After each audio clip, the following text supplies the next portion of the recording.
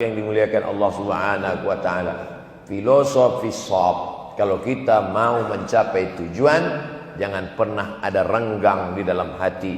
Berpisah jarak boleh, berpisah hati tidak boleh. Makanya selesai pengajian kita ini, kita berpisah jarak, tapi kita bersatu dalam doa. Walaupun Abdul Somad akan pulang ke Riau hari ini, tapi Bapak Ibu jamaah shop, jamaah ini ada perempuan sholat di sini. Ada. Oh, masya Allah, tabarakallah. Inilah masjid yang menjaga tidak ada ikhtilat, tak ada campur aduk antara laki-laki dan perempuan. Sebaik-baik shaf, laki-laki depan. Sebaik-baik shaf, perempuan di belakang. Karena kalau disatukan laki-laki dengan perempuan, kadang lain bunyi amin yang jamaah di belakang. Apalagi kalau yang di belakang itu jamaah milenial. Saya ceramah di salah satu pesantren. Dibuat mereka, ini musola laki-laki, ini musola perempuan. Lalu saya tanya, Pak Kiai, iya, kenapa tidak satu antara laki-laki perempuan? Kadang santri-santri laki-laki itu Ustaz, yang musab di belakang itu lain bunyi aminnya. Wal maghdubi alaihim waladhdallin, amin. Ada perempuan di belakang. Ini masjid selamat dari itu semua, tak ada satupun perempuan. Masya Allah, tabarakallah. Tapi tentu ibu-ibu yang perempuan di bawah tetap bisa melihat kita melalui kamera. Ini kamera ini nanti disiarkan, ada monitor di bawah. Kita sapa ibu-ibu. Ibu-ibu. Masya Allah. Mudah-mudahan istiqomah. Begitu cara menyenangkan hati orang yang susah. Saudara yang dimuliakan Allah Subhanahu wa taala, shaf tidak boleh ada jarak di antara kita. Sekarang kita terkendala masalah komunikasi. Di zaman canggihnya multimedia komunikasi, justru kita terhalang oleh komunikasi. Ini dunia sudah gila.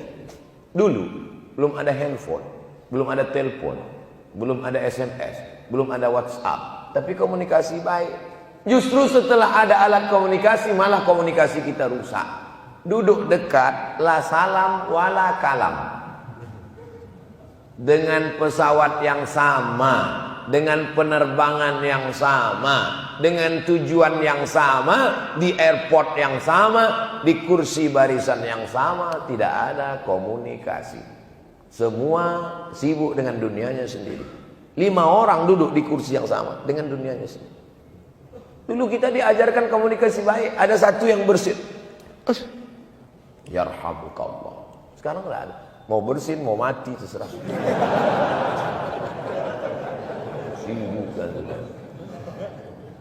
Tiba-tiba kumat darah tingginya, kumat pingsan, dia terguling. Bukan ditolong, dipoto.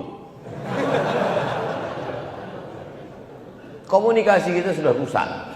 Makanya shaf membangun komunikasi. Assalamualaikum warahmatullah. Assalamualaikum warahmatullah. Apa kabar Pak? Sehat. Apa kabar Bapak DKM? Sehat. Apa kabar Pak Camat? Lama nggak kelihatan Pak. Iya. Ya mohon maaf Pak. Ini ada surat minta tanda tangan sekarang. Jangan di sini lah, di kantor. Komunikasi kita baik. Salaman setelah selesai sholat. Nggak apa-apa kata Imam Nawawi. Imam Nawawi, ya, gimana kalau selesai sholat kami salaman? Kalau sebelum sholat tadi belum salaman, selesai sholat salaman, hukumnya sunnah. Sebelum sholat tadi sudah salaman, habis sholat salaman lagi, mubah. Salaman selesai sholat hukumnya 2, sunnah dan mubah. Yang nggak boleh itu sedang sholat salaman. Allahu Akbar. Sehat Pak Camat. Batal salat. Satunya shaf, jangan sampai ada jarak. Ini kalau mau mencapai tujuan. Saya seumur-umur hidup baru ini dikasih ceramah yang judulnya pendek, shaf. Tapi filosofi shaf ini luar biasa. Dengan shaf kita on time, tepat waktu karena mencari shaf yang pertama di depan. Dengan shaf kita tidak lagi bisa membedakan. Boleh membedakan mana kulit hitam, mana kulit putih, mana raja, mana bangsawan, mana orang kaya, orang miskin, sama di hadapan Allah. Dengan shaf kita diajarkan tidak boleh ada celah waktu kosong, karena kalau sudah kosong pasti diisi oleh setan. Jangan sampai ada waktu kosong. Waktu kosong dari zuhur ke asar, dari zuhur ke asar diisi dengan zikir subhanallah walhamdulillah wala. Sekarang sedang pengajian, habis pengajian tanya jawab, habis tanya jawab ada aktivitas. Hari apa hari ini? Hari Rabu. Ini bukan hari libur. Ini pasti banyak yang terlambat masuk kantor nih. Baru aja ceramahnya on time, udah terlambat. Gimana mau maju? Jangan salahkan saya, salahkan pengurus. Kata pengurus jangan salahkan kami. Ustaz Somad waktunya cuma ada hari Rabu. Kita sebetulnya ngundang dia hari Sabtu dengan hari Ahad. Akhirnya antara pengurus dengan ustaz saling salah menyalahkan. Komunikasi kita sudah rusak. Saudaraku yang dimuliakan Allah Subhanahu wa taala, maka kita masuk pada filosofi sop yang keempat adalah dalam Islam diajarkan tidak boleh melangkahi orang bahu, tidak boleh melewati orang di depan. Lebih baik engkau berdiri 40 tahun lamanya menunggu daripada melewati saf orang yang sedang sholat. Makanya di depan itu diletakkan namanya sutroh. Tapi kata ustaz kami diletakkan sutra apa ustaz? Sutra kain. Sutroh, tombak setinggi lutut ditusukkan di depan. Kalau tidak ada, biasanya di masjid dibuatkan. Ada sutroh kita. Enggak ada sutroh, papan yang diletakkan. Tidak ada sama sekali, kita akan depan di tempat sujudnya saja. Makanya kalau masuk ke masjid ini langsung di sop pertama, supaya yang menjadi sutroh adalah dinding. Masuk langsung sop pertama, dinding sutroh. Adapun sop yang kedua, sutrohnya siapa? Orang yang di depan. Orang di depan. Kalau mau di belakang juga, di depan tiang. Depan tiang.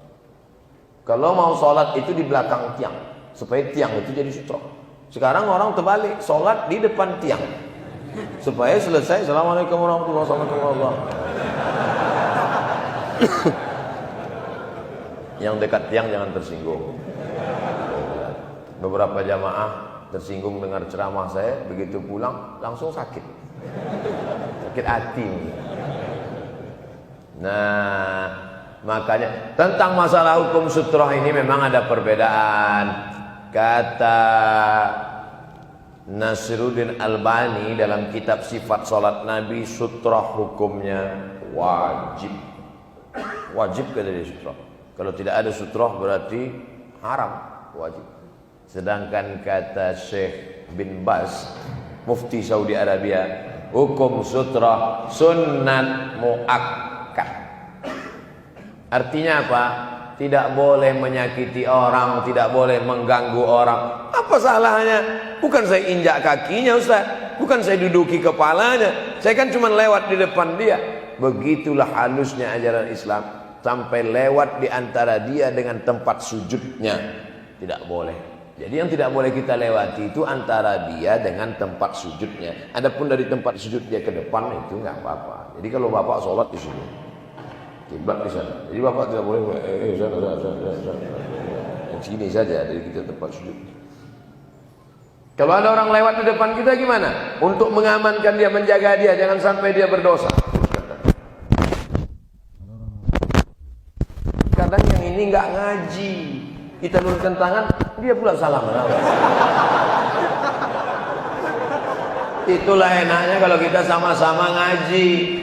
Yang di sop ngaji, yang lewat ngaji. Ketika kita gini kan dia tahu, oh dia sedang sholat. Tapi kalau yang satu ngaji, yang satu nggak ngaji, akhirnya komunikasi kita rusak dan kacau. Filosofi sop bahwa tidak boleh mengganggu. Gimana kita mau mencapai tujuan kalau sikut menyikut, diletakkan di depan menanduk, diletakkan di belakang menendang, diletakkan di samping menyikut, menanduk ke depan, menyipak ke belakang, menyikut ke kiri, menyikut ke kanan, menyundul ke atas.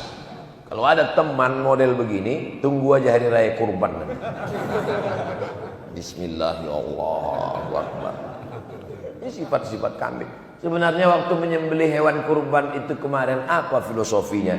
Kita sedang memotong sifat-sifat kebinatangan kita.